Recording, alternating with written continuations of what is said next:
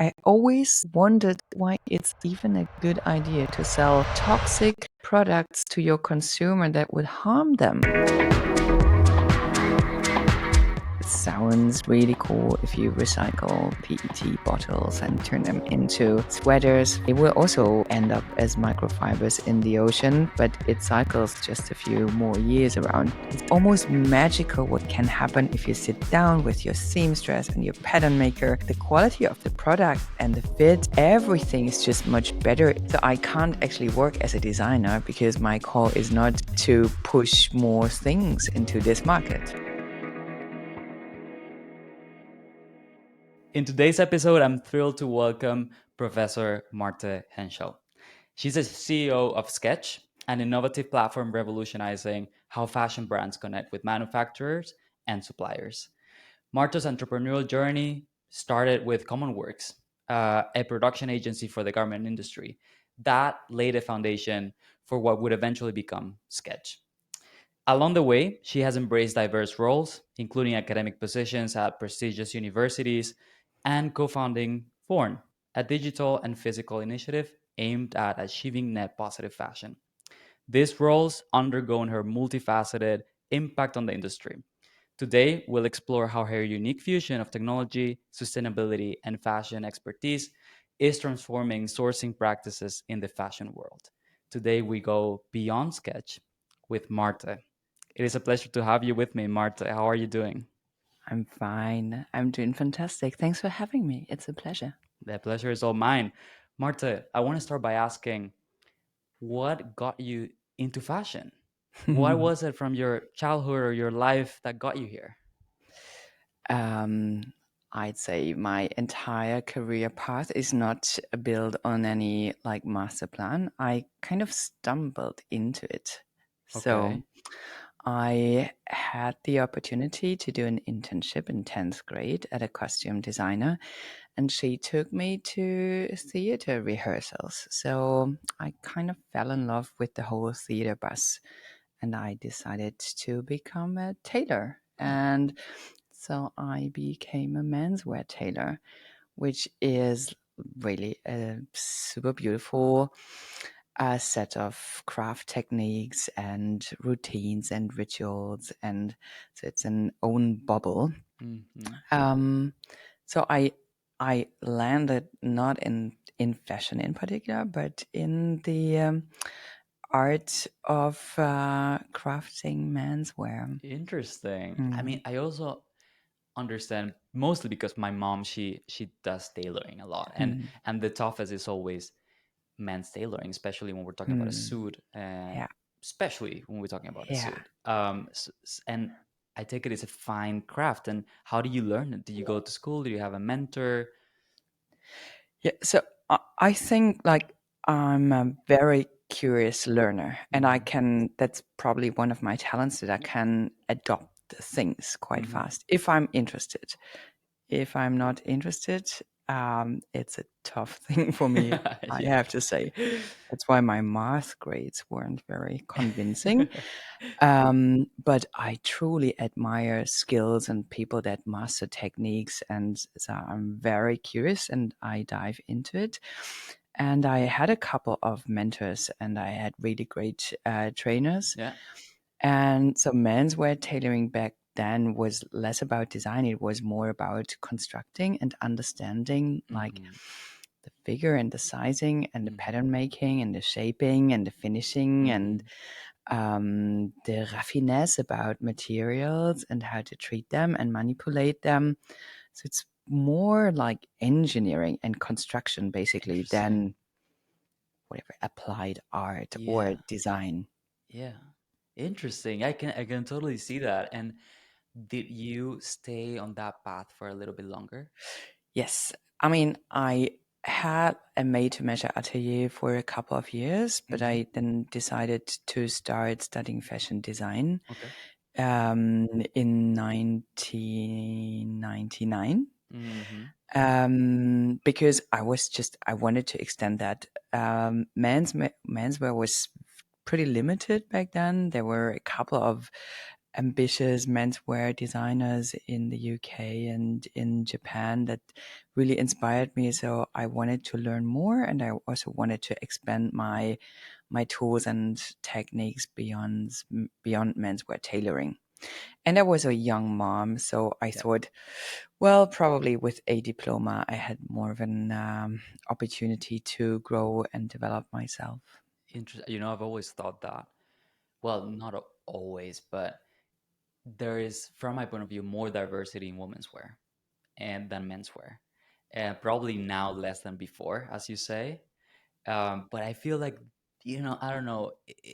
We sometimes need a little bit of a push to try new things. That's true, but sometimes limitations can also be very inspiring. Okay, in what I way? never got stuck with. I did not always accept limitations. Yeah, that's good. So, Yeah, and then if you are in a circle or in a silo that's very limited, it can also be very energizing that's to true. stretch the boundaries. And then when it happens, you're like a bomb because everyone feels you. You're Yeah, breaking the mold. Like, what's the name of this designer that has done suits for Timothy Chalamet? And they are in the recent years, and they've always been so different. Using silk, using like very very interesting shapes, and that made, at least from my point of view, made him stand out so enormously and bring some. Well, those are my personal yeah, wishes for menswear to to yeah. be a little bit more. And I have to say, it's very rewarding Mm. dressing men because they're super thankful. Usually, they hate shopping. Yes. So one of my most loyal clients was like a 2 meters 6 tall bouncer, and he was so happy. He was Yeah, so happy when he finally got his suit. that's So cool. there's a very strong connection, and it's almost like a psychological treatment kind of Yeah, thing. of course. Because I mean, they are naked, I'm dressed, Yeah, and it's a very intimate process. And yeah, if you're trusted that much, and I mean, a suit is like a uniform. It elevates you, it yeah. shapes you, it helps you to stand up for yourself. So it is more than just clothing or wrapping yourself and preventing you from, I don't know, weather or something. Absolutely. And I Yeah. imagine that your clients, I mean, the people that go to a tailor to get a suit Hmm. made, tailor made, Hmm. they must have a story. Yeah, I'm sure you Absolutely. had some Yeah. interesting clients. Yeah. Or was it more of a mainstream practice? No, not at all. And Berlin is not a location where I mean, you would go to the UK, Yeah, to Savile Row or yeah. something, where all the famous, or to Italy or elsewhere. So it was like unexplored land, and Mm. it was quite a niche. And obviously, I was a young female tailor, so Hmm. very unconventional representative Yeah, of my breed there. Um, yeah, but it was. I think that was really that built the foundation for everything that happened afterwards. nice. And then you go into design school. Exactly. What was your intention when you went there? Was it because you wanted to expand Hmm. going more into having your line, going outside of menswear? What was it? I didn't really have a plan. I wanted to learn more about fabrics and components and processes, and I wanted to learn how to embroider and print and use digital tools. Back Mm-hmm. in those days, it was 2D, like computer aided design and pattern making. And I also wanted to understand the industry better. Mm-hmm. So creating one style at a time for someone made to measure is rewarding, but it's not scalable, Right. right? So the impact you have is like beautiful, but also very limited. Mm-hmm. And so the idea of like producing something in at scale or whatever. I had a very limited idea of a potential job that I could have afterwards, Okay. but I was super curious, so I wanted to expand my knowledge. And I'm, I think what drives me very much is interest in new things, and I'm a very curious person and an ambitious learner. Nice. So you start without a plan, without a specific plan in school. driven out of curiosity? Where does that take you? Um, there have been a couple of like breakthrough moments, and Hmm. one of these life-changing moments was, I think it was like probably second semester already when I traveled to Cambodia, and one of my friends had did an internship at UNESCO, Hmm. and she somehow had the opportunity to visit a factory there, a garment factory, and so I could join her, Hmm. and that was mind blowing. So, how would you envision a garment factory, right? Like a workshop with sewing machines and Yeah. cutting tables and like Yeah. people sitting there putting things together. And it was not like that. It was a factory with more than 30,000 people working there. What? So it was a city with a Wow. hospital and train station, and they had their own harbor and kindergartens and canteens. Very well managed. It Yeah. was not like, as you would imagine, you you know a fashion designer to be from Berlin, Germany, Yeah.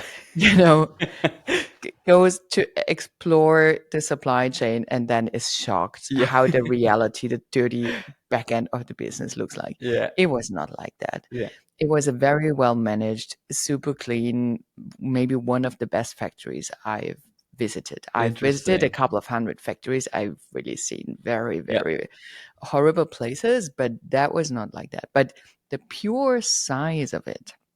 So imagine you had one line in one hall. There were probably one dozen lines, Hmm. each responsible for one style. Wow. In a park of like a dozen or 20 or 30 of these halls, and each line was producing 1 million items per day. What?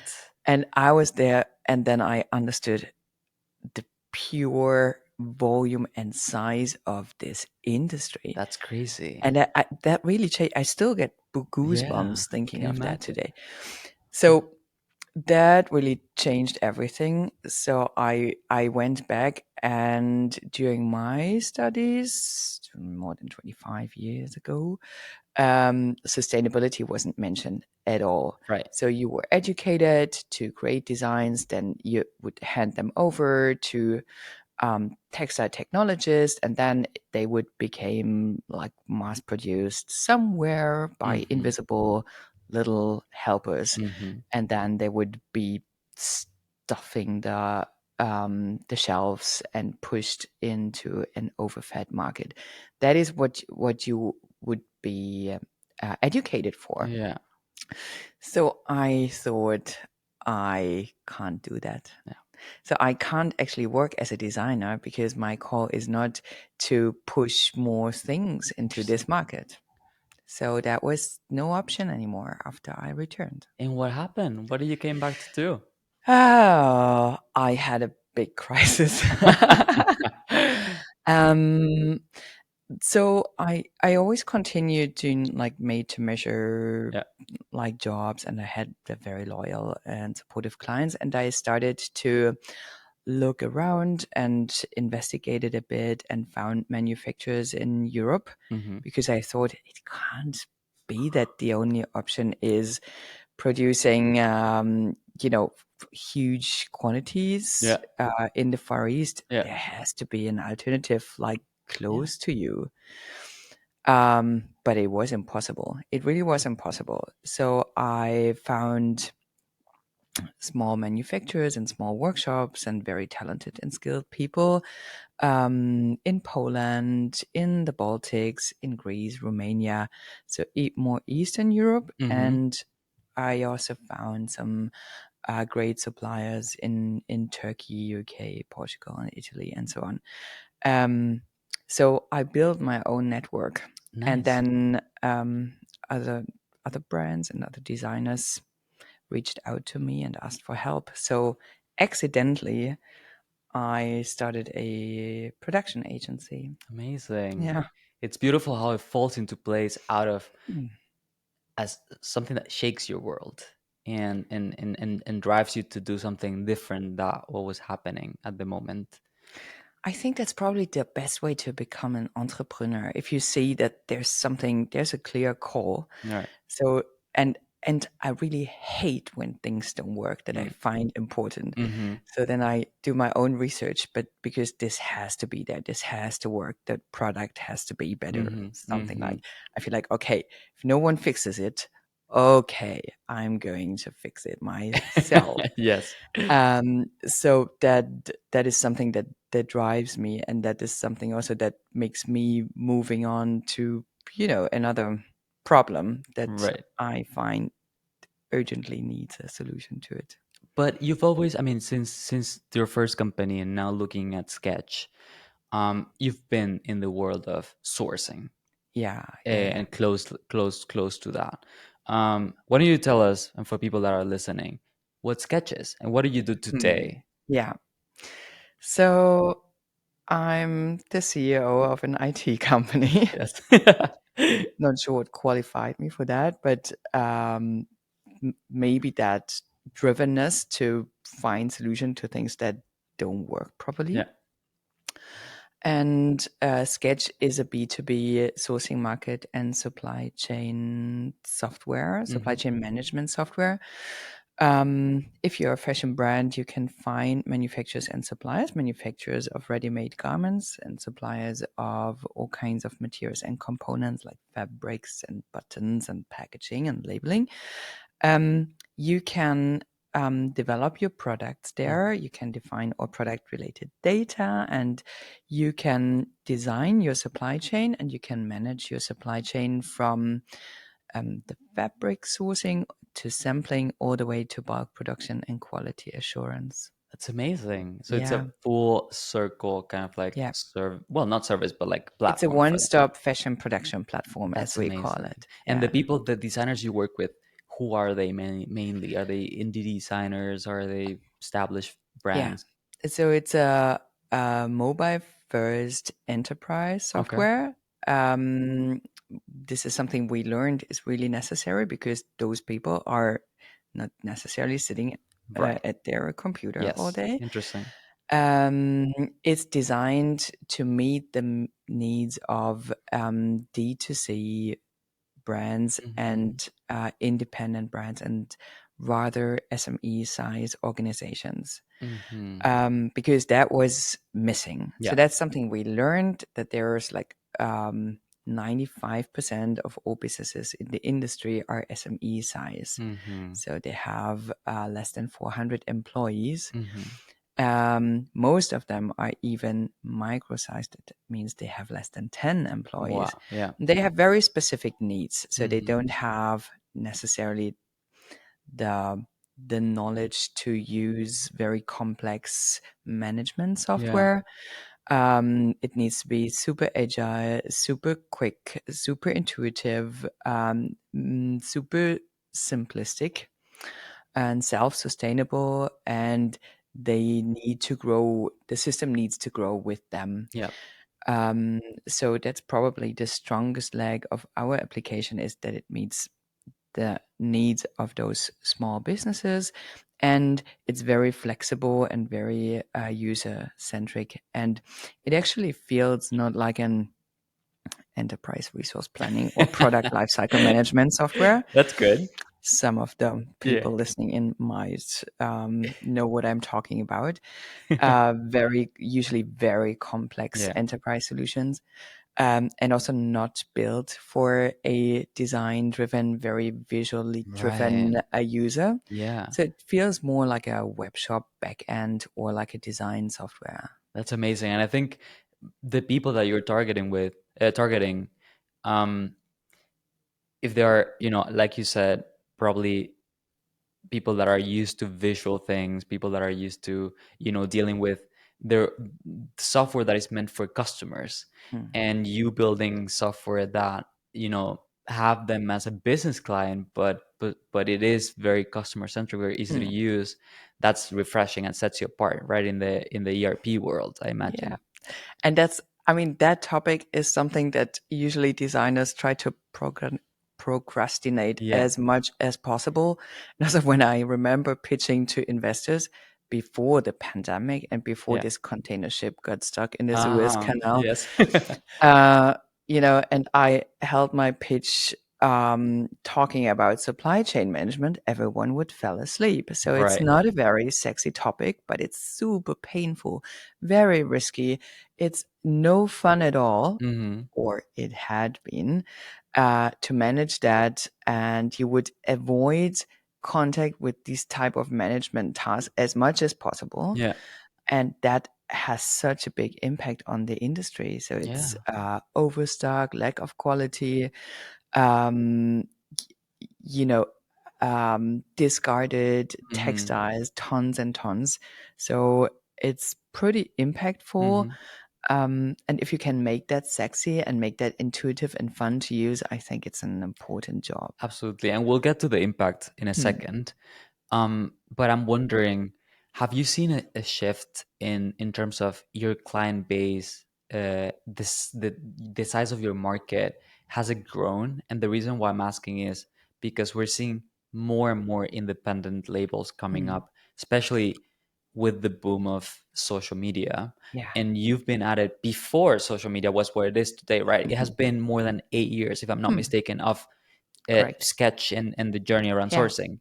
So has the demand increased? Yeah. absolutely. How Yeah. have you felt that? So mm, we felt like a huge shift when the pandemic hit. Yeah. So an increase in obviously e-commerce and a real boom of D2C brands, like niche brands that solely sold online, Mm-hmm. and like Instagram shops, for example, exploded. Mm-hmm. We have some of the most successful brands are not even fashion brands. So we have one brand, for example, that's crazy successful and really broke through in during the pandemic, is creating and selling breed specific dog wear. Ah, that's amazing. Yeah. So you have dog coats for Wow. whippets Yeah. for $800, and people went crazy about it.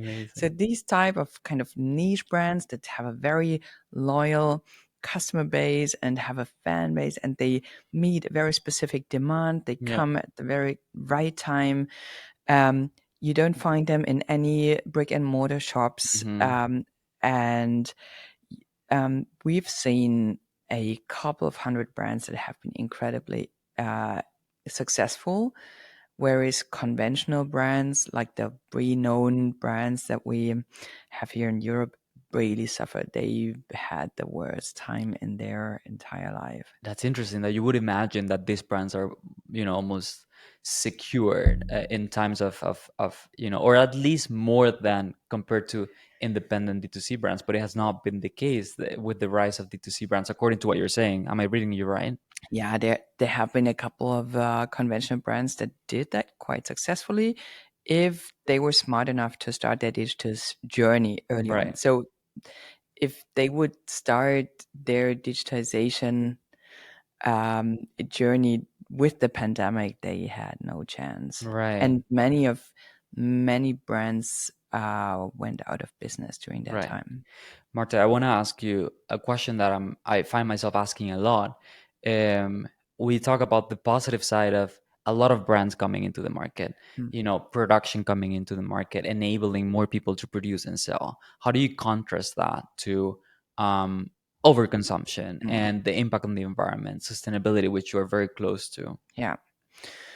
Um, so that's a paradox that I also have on my table every day because I'm educating fashion designers, and some of them want to start their own brand. So Hmm. I'm feeding the devil.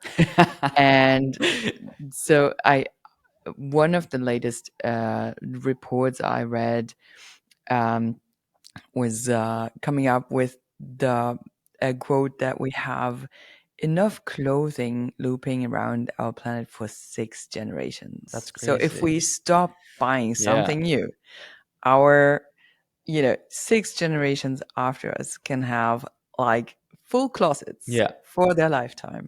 So we really don't need anything new. We don't need. But the stuff that we have, it does not last long Mm. enough. So we have an issue with overproduction, overconsumption, and quality. So Mm-hmm. we have mainly crap out there, I Mm. have to say. So we need to think about design for cyclability. Mm-hmm. We need to introduce like new design strategies, like design for regenerative economy. So Mm-hmm. fashion can really be a force for good. Yeah. It's the third largest consumer goods industry. It's the second largest polluter. So we need to change that fundamentally. And the answer is not stop buying stuff, because that will not transform the industry.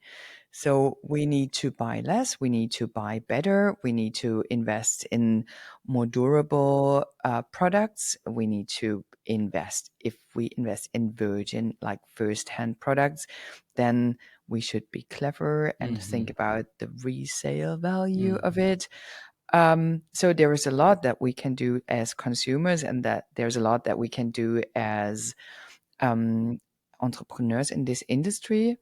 And then there's the whole back end, because production feeds a lot of people, and it can provide a lot of development opportunity and growth opportunities to regions where production is usually happening. Yeah. So we have a responsibility to transform all of that systemically. Yeah, absolutely. And speaking of that, um, are the suppliers that you work with, and the manufacturers, are they located all over the world, or are you focused on Europe? Mm, And what's how have you seen your relationship with them evolve, and are you seeing that impact that you're talking about of how it impacts our lives? mm.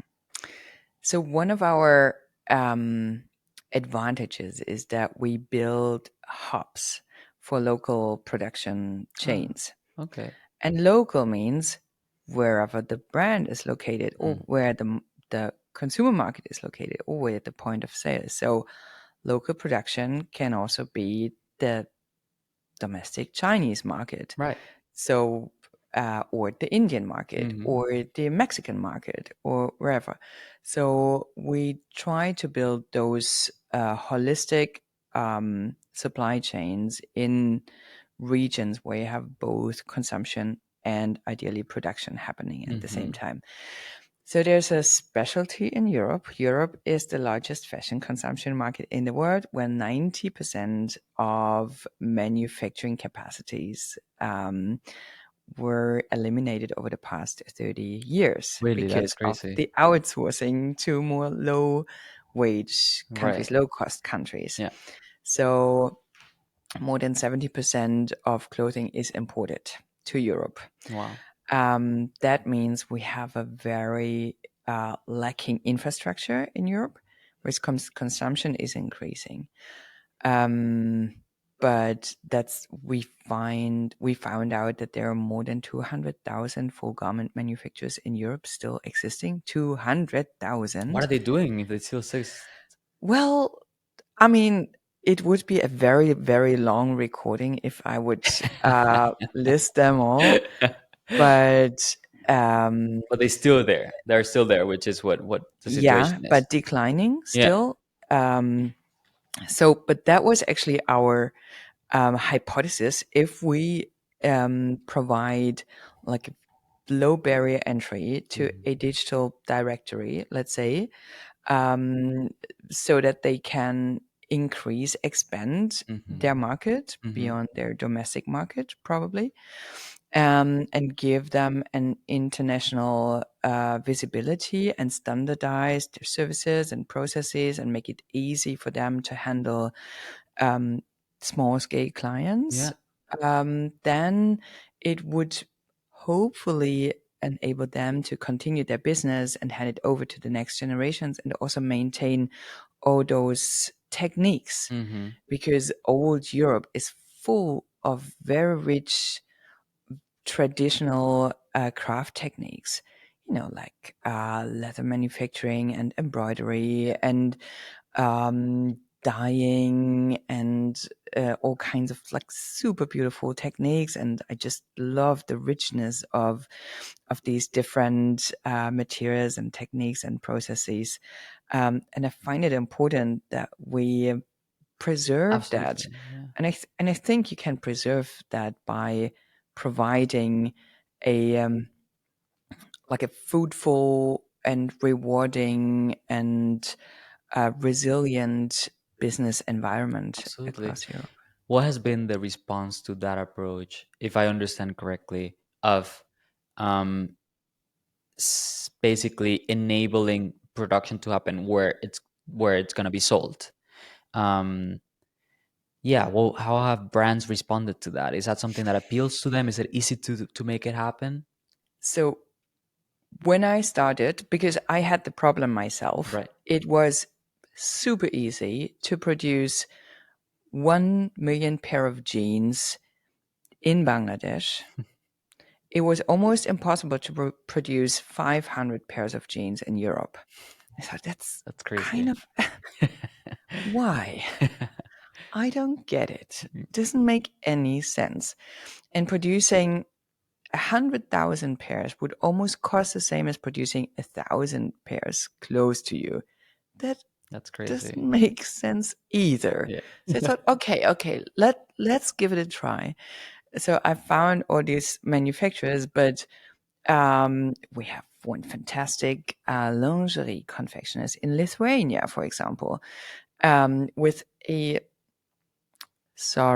very not very appealing a landing page in Lithuanian where they would pro- promote their own erotic men's underwear line. Yeah. So in and then if you would not be able to speak Lithuanian, you had no chance to find these Right. fantastic manufacturers. Really great people, very skilled, really reliable, very hands-on, really cool. So that as this was impossible, production happened offshore in high quantities because that was the only option. So I think with that alternative to have more local supply chains and more local options, you can produce on demand in shorter lead times. You can be quicker. You can respond to changing market needs Hmm. and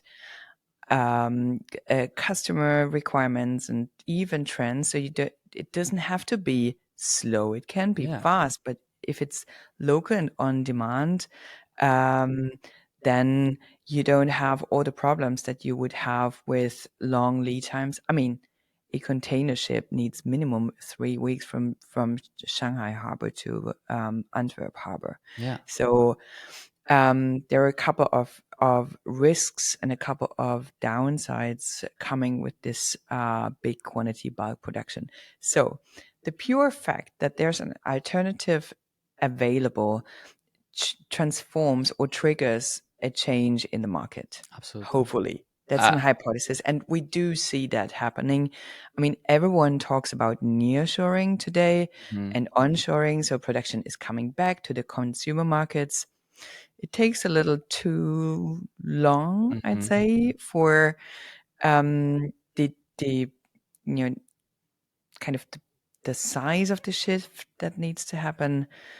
But I'm optimistic. Yeah, of course. And I think that also makes brands, you know, less reliant on external factors. I mean, at the Totally. moment we're having this conversation, I don't know Mm, at what time this mm, podcast is going to come out, but there is a crisis in the Suez Canal mm. happening Yeah. or starting, developing that could impact, how the brands deliver to Yeah. consumers in many industries. Yeah. So that completely makes sense to bring that closer to production. And Mm. it's funny that you say that you give that example about the Lithuanian provider because you would imagine that the internet and globalization would open up the world to see everyone.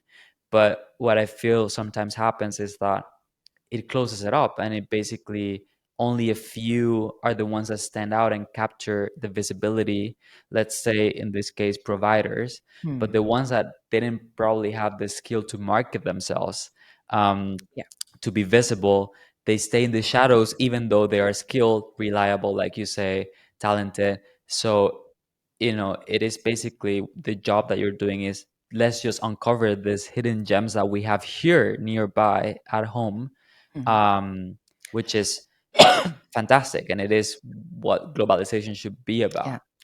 And again, at home means if you're a US brand, the home is the Americas. And if you're an Asian brand, home is elsewhere.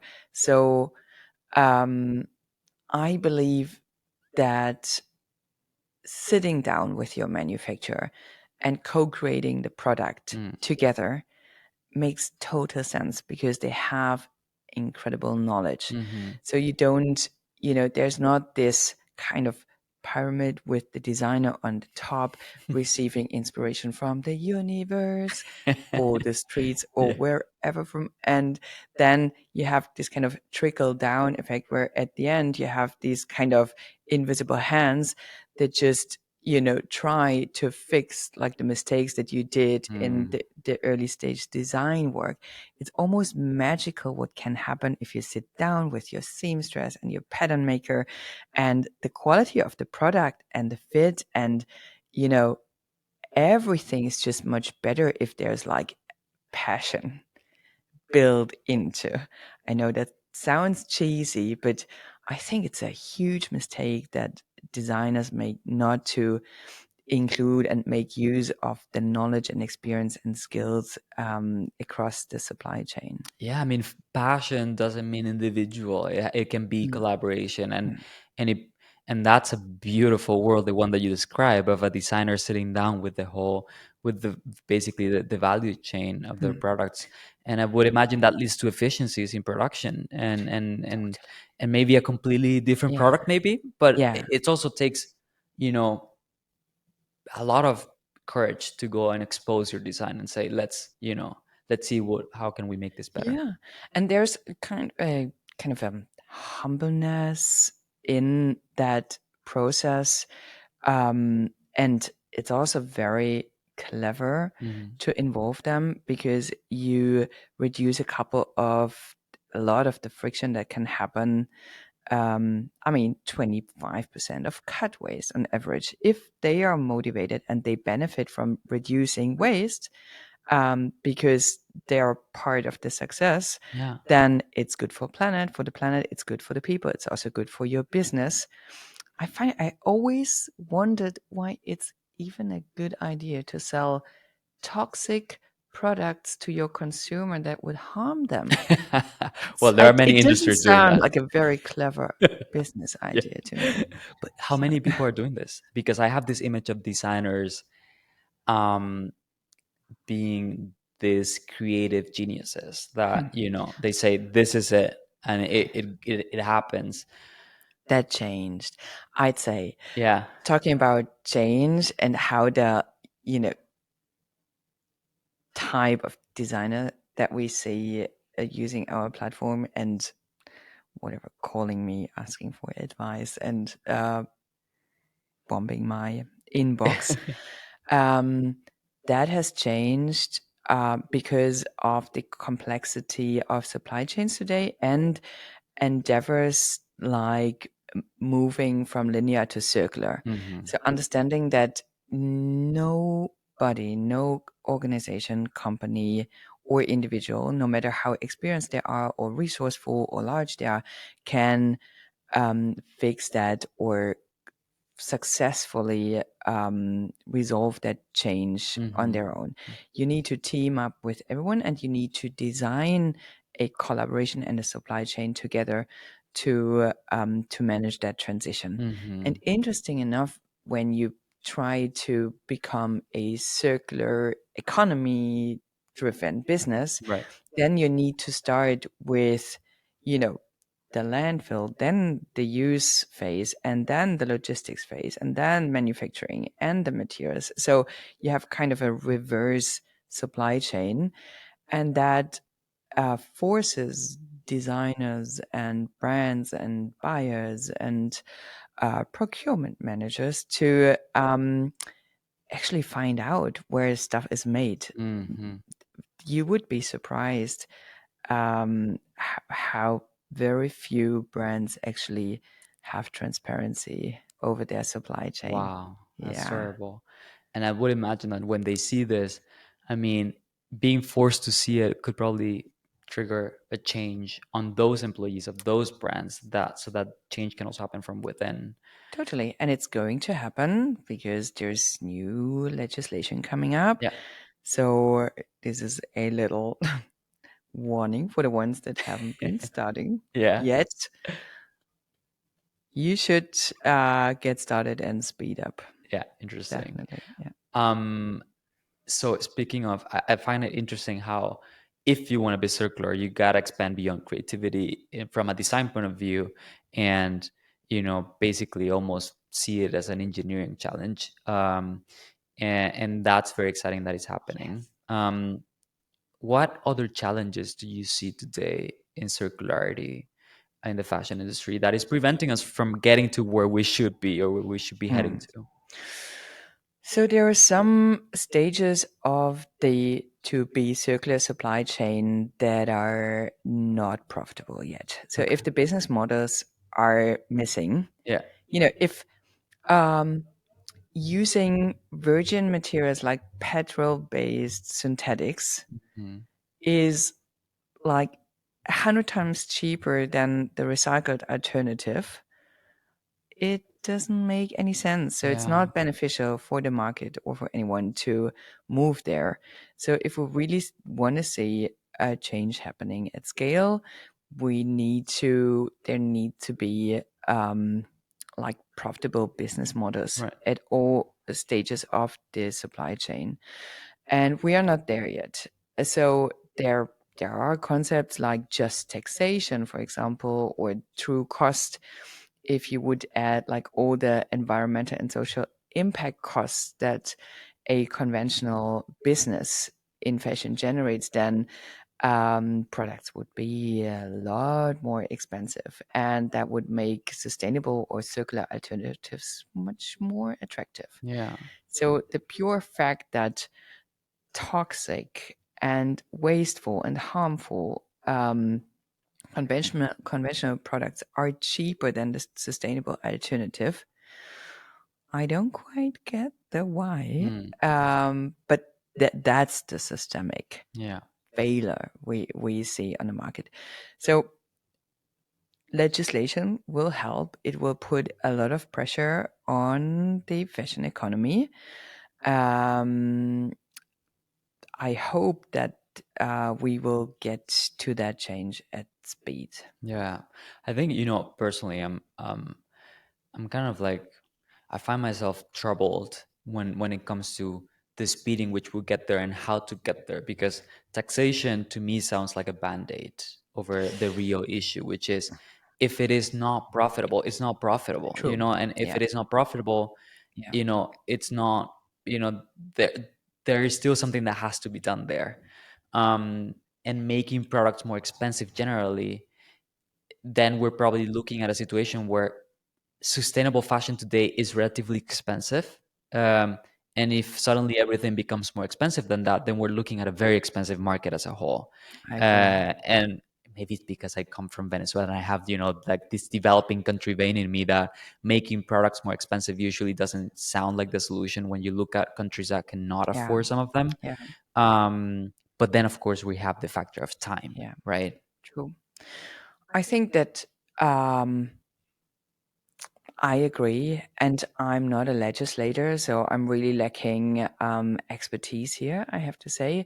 But there are some other sectors and verticals we can learn from, like food. Mm-hmm. Usually, like the agriculture and food industry is 5 to 10 years ahead to fashion, and some of the major trends happening or mass market trends happening in the food sector then also apply to fashion a couple of years later. And now, like vegetarian options or even vegan options are available everywhere. Mm-hmm. So, 10 years back, it was a very expensive lifestyle to be vegan. Yeah. which also is a bit counterintuitive if you avoid meat, Yeah. which is the most impactful resource and processed food that we can think of. Um, and that would be like a very exclusive and expensive lifestyle. It's a bit of counterintuitive. Yeah. And the fact that it's more expensive is that economy at scale is missing, Hmm. right? If there is a mass market and probably a like regulation would probably help to trigger the investment in that particular infrastructure, Hmm. um, you know, at all stages of the supply chain, then you would have an alternative, a very easy to access and holistic and widespread alternative available. That's true. I think the point that you make of economy of scale missing, that's pretty key. And the example with vegetarian vegan options is pretty cool and pretty interesting because I think it is a combination of the two things. It is a combination of some legislation that has led to it, that has triggered at least that change, but it has not been drastic enough to make everything else expensive, but rather Mm, notch into mm, investing into other yeah, alternatives, but also a massive consumer shift into those options. So I think in the fashion industry, we're seeing some of that shift. With the younger generation, yeah, especially demanding more sustainable products, demanding circularity, and so forth. And maybe some middle ground legislation yeah, would help nudge yeah, that. And I think one word you said that I cannot avoid mentioning again, which is toxicity of the products that we yeah, wear, and the materials. And I think that's probably the point where definitely legislation has to step hmm, in. Same as in the case of food. yeah, There are things that they're just harmful, yeah, and of course, um, changing that, regulating those, it plays in favor of the more beneficial circular efforts and sustainability driven efforts into fashion. yeah. So I think that balance is pretty, that's probably where we'll end up, I hope so, in between, right?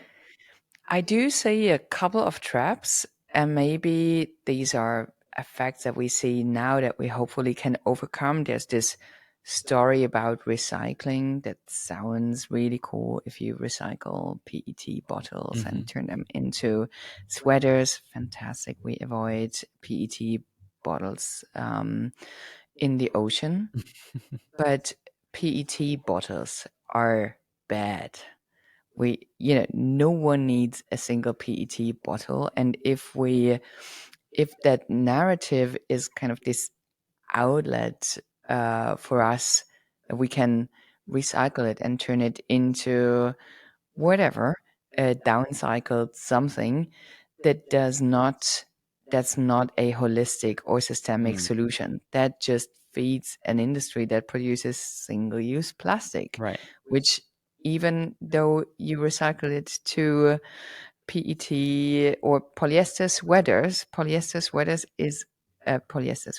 are also bad. Polyester isn't, or PET isn't a very good material for the planet.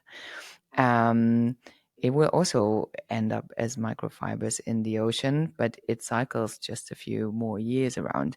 It doesn't change the fact that this material will not degrade before 200 years. So, our kids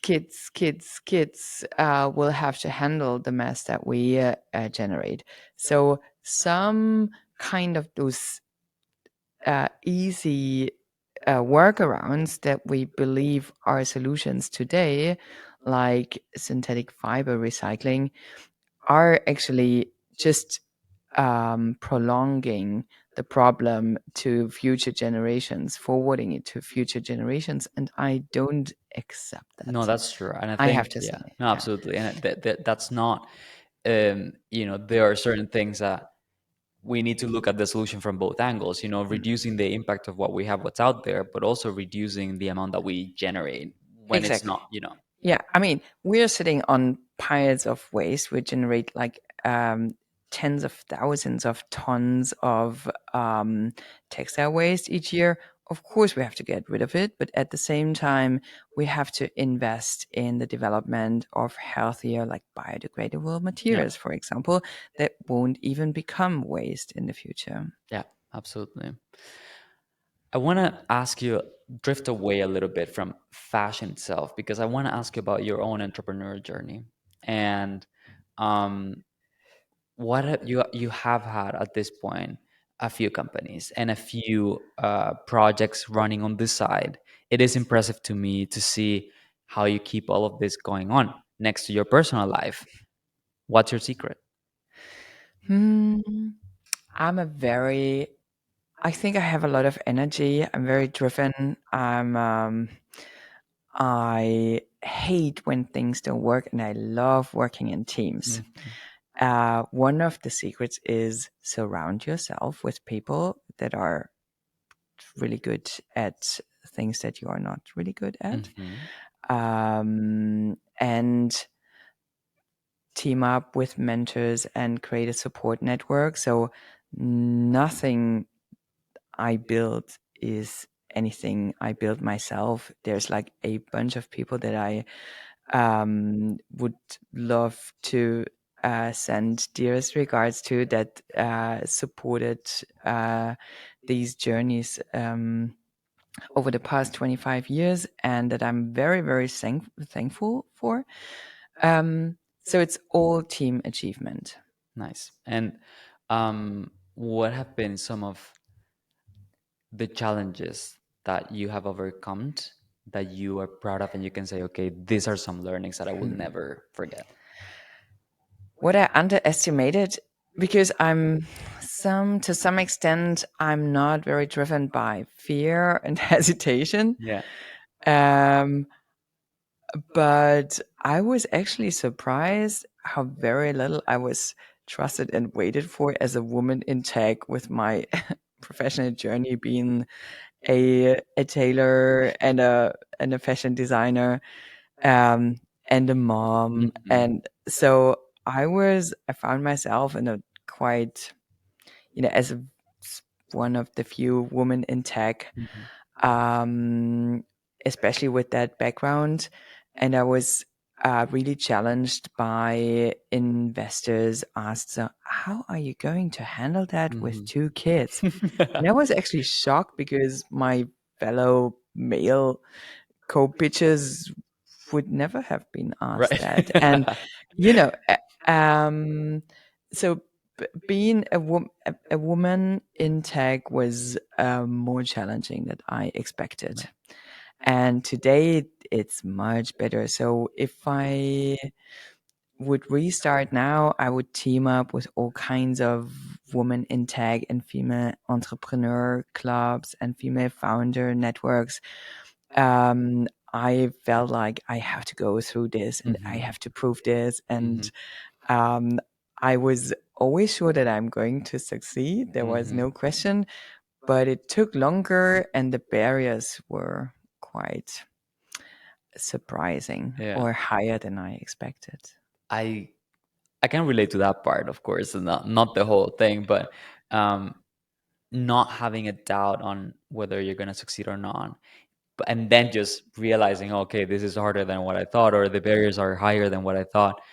I think it's something that happens to me as well, um, which has its own challenges, but I think generally it's quite interesting. And I think, you know, I find it also the women that go through this process of going through those barriers that are related to gender also extremely inspiring. And when I'm working in a team that has women that have gone through that, then there is resilience built in already, Hmm. and that's really inspiring to me personally. Hmm. I think probably that refers to what we discussed a few minutes ago. It's You are either a type of person that needs a lot of security and planability. So you would probably not do what the two of us would do. Mhm. We are kind of interested in also the um, untapped Yeah. land, the uncomfortable situation. We are probably easily bored with things that are prepared Hmm. for us. So with that experience of not being waited for, not being invited to the party, with, not that laid out path Yeah. that is ready for you, not being, graduated from the three elite universities with that, support of a wealthy family, whatever, being, represent a, I would not say minority, but obviously being aware of all the Yeah. hurdles that can be such a strong source of motivation and keep going, and also inspiring others. I would say the people that work with me and are part of my team, or decided to become a mentor or a supporter or a sorry, friends, family, and fools investor for a bootstrapped company. They did that not um, because they've seen the potential and they've seen the energy and the potential and the relevance of the solution that we built there. It's not only the founder, it's also actually the relevance of the solution and the Mhm. momentum, and let's be honest, um, a lot of luck. Yeah. I think we take that for granted sometimes. Mhm. But I think also eventually, even if luck is not on your side when in a given moment of time, for someone that keeps on going, you're just increasing the chances of being at the right time if you're already put in the rest. And I have to say, I mean, the time that we've known each other, which has not been long but super impactful, I mean, you are a person that at least I enjoy having around because you're always with a smile, always, on a positive note, always calm. And even in the situations of stress that we've had with a recent travel to New York and in the delegation trip, keeping your cool and seeing things and treating people nicely. I think that I could imagine a lot of people wanting to work with you. Has that been your character all along, or have you No. developed into it? But first of all, I would love to return that compliment, because that would actually be a description. Um, I would, yeah, I would like to return that. Oh, thank you. Yeah. Likewise. Mm, I think I developed that resilience over the past 25 years. I Hmm. mean, if you learn that you can overcome crises, Hmm. that's something that builds that resilience. Um, I also don't take everything very serious, Hmm. especially fashion. Yeah. I mean, come on, it's only clothing. No Yeah. one will Yes. die. Yes. You know, if you don't find a suitable pair of socks, it's Life will come go on. on. Yeah. And I mean, I have a family now. My kids are grown up. That is something that roots me a Mhm. lot. So I know why I'm getting up every day. I do see that purpose of my life. And I mean, I'm an entrepreneur since 25 years, so I'm getting calmer and Mhm. I'm getting more focused, and I learned to say no. I'm not an expert in it Mhm. to date, but um, and also having trust in my team. They're Mhm. all great. So actually, I'm the least one needed in my That's great. company, That should be the hopefully. goal, right? Leading a team, you should make Mm. yourself, not needed so that it can run without you. Yeah. I don't Um, know if they would agree, but I hope we get there. Yeah. yeah, absolutely. I could see that. What are the next steps for Sketch? So I can't disclose a lot as we're in the middle of a transition, Yeah. but um, so how I see the industry is that most of the solutions are there. Hmm. You don't have to build something from scratch. thinking of regenerative economy. Mm-hmm.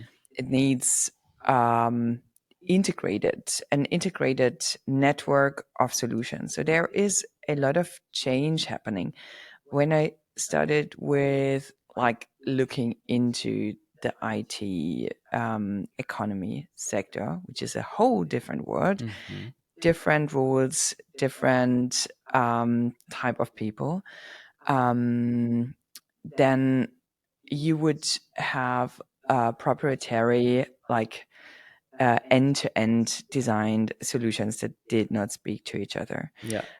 Today, there's a lot more. I mean, we're in the era of low code to no code and open source and API based solutions. So, in a perfect world, our solution would be part of an interconnected ecosystem Mm-hmm. of very agile, very flexible digital business solutions, Mm-hmm. including 3D design and AI Mm-hmm. applications and blockchain backed supply chain transparency solutions and all and these kind of things. It's probably the most exciting time to be in fashion today with, you know, that amount of very powerful technology being very accessible and affordable. Mm-hmm. I think I agree, and I think that sometimes the biggest challenge in industry is not that way of communicating with each other in terms of not only partners when you're working together, but also solutions that are not talking to each other, are not cannot be synced. Yeah. Um, and of course, sketching is in a very interesting position because you're already connecting probably non super Mm. digital parties in the Mm. value chain. But I could imagine in my mind how it goes beyond into design, for example. I cannot. I don't want to. We're right on the mark. But I have to ask you about how do you see the EU space in fashion today versus how it was before, compared also maybe to the US? How do you see it changing? We talked briefly about legislation. I wonder if there is anything more beyond that. Mm.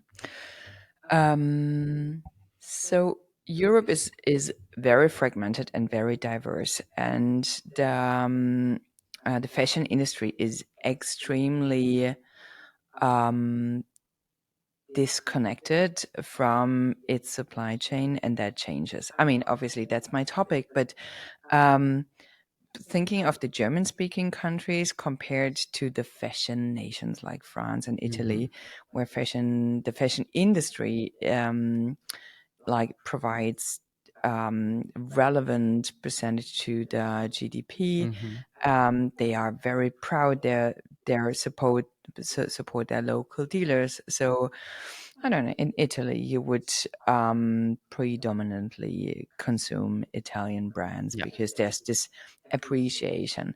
It has downsides to it, but in Germany, for example, if you want to make it as a brand, you have to make it internationally before you are recognized on the domestic Right. market, which is actually a cultural disadvantage. Yeah, And absolutely. that changes because the new generation understands more and more that it's a political activity, um, that you hold like a political power in your wallet. So Mm-hmm. um, that is something they understand more and more, and I have a lot of hope in the new generation. I mean, secondhand overrun firsthand for the first time. I mean, that's amazing. And in a short, not even in one generation, that is a tremendous shift. Absolutely. I Yeah. mean, I don't know if how about your parents, but my mom, for example, she wasn't interested in secondhand clothing because there was like a stigma to it. Yeah. It was used, it was Yeah. broken, maybe you can't afford firsthand. Now it's the opposite. Yeah. You're the smartest kid in the room because Yes. you're a gold digger. You know where the Yes. sources are. Yes. So that kind of mindset and shift in culture will change the industry as a whole. Mm-hmm. And I mean, as mentioned, Europe is the largest fashion consumer market, so it will have a big impact.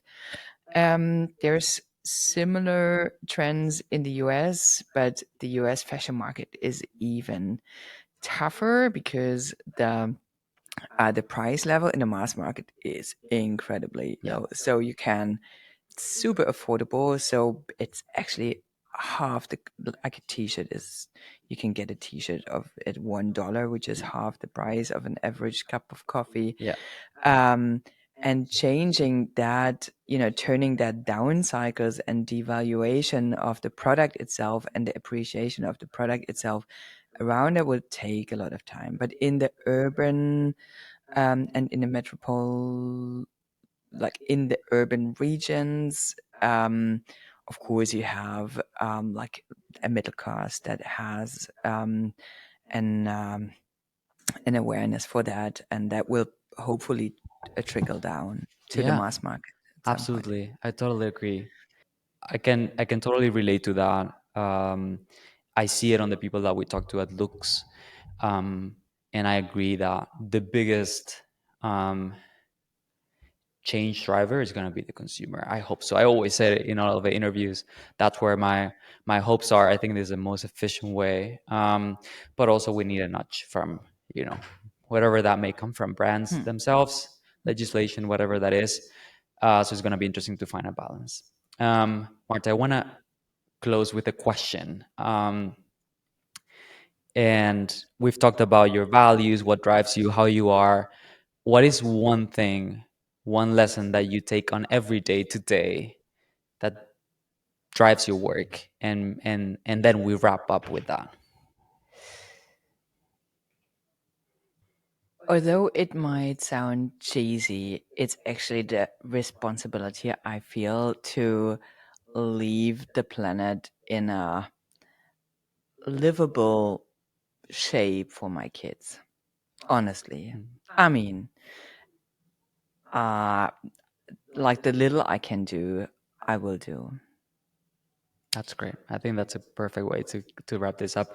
Marta, thank you so much for sitting down with me, for coming to our offices at the AI campus, which I thank for hosting us. And yeah, I'm sure Sketch is going to be one to keep an eye on for. We'll add in the show notes everything, all of the links to Sketch, so that designers can contact you, and people that want to follow your journey can also do so. So yeah, it was a real pleasure, and thank you for driving this change in the industry. Thank you. And thank you for having me. And it was a very pleasant conversation.